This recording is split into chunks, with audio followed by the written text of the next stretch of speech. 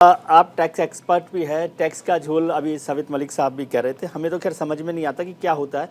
एक कहावत मैंने सुनी थी गांव में, जब हम लोग खाना खाते थे, कि वो थाली में अगर खिचड़ी रखी है तो बोले घी किधर से डालना, बोले किधर से भी डाल जाए तो खिचड़ी में ही। नहीं, जो मैंने कहा एक्सपर्ट साहब से पूछो, वो वही गलत है पूछ कि रहा हूँ सही मैं है? सर, वही पूछ रहा हूँ। में ही जाता है घी, तो वो टैक्स कहीं से भी ले, आम आदमी की जेब से ही निकल रहा है।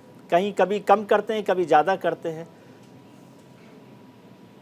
देखिए, पहले हमें सबसे पहले एक बात समझनी पड़ेगी विजय जी, जी कि देश कैसे चलता है। जी देश को चलाने के लिए हमें टैक्स की कलेक्शन होना जरूरी है। जी अगर आम आदमी से टैक्स नहीं आएगा, मिडलमैन से या जो बड़े लार्ज कॉर्पोरेट हैं उनसे टैक्स नहीं आएगा, तो देश कैसे चलेगा। जी टैक्स की कलेक्शन के दो सोर्स हैं, एक हमारा डायरेक्ट टैक्स, दूसरा इनडायरेक्ट टैक्स।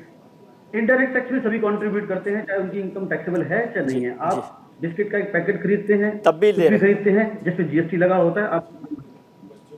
दूसरा है डायरेक्ट टैक्स, जो जी आप अपनी इनकम पे देते हैं। जी अब देखिए, इनकम पे जो टैक्स है उसका सबसे ज्यादा कलेक्शन होता है हमारे देश में।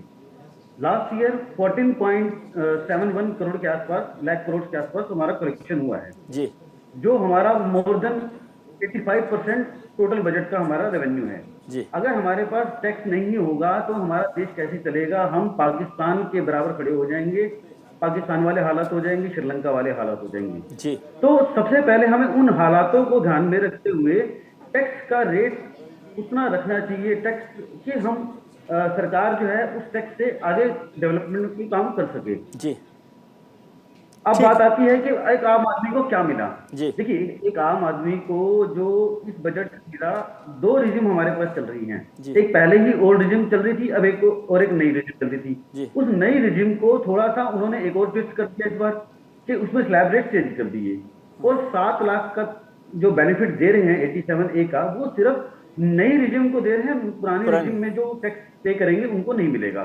तो यहाँ पर जो इन्वेस्टमेंट जो है, मैं कहूंगा कि थोड़ा सा एनकरेज करना चाहिए सरकार को कि आप नए टैक्स रेट में आए और साथ में आपको हम ये इन्वेस्टमेंट का बेनिफिट भी देंगे। जी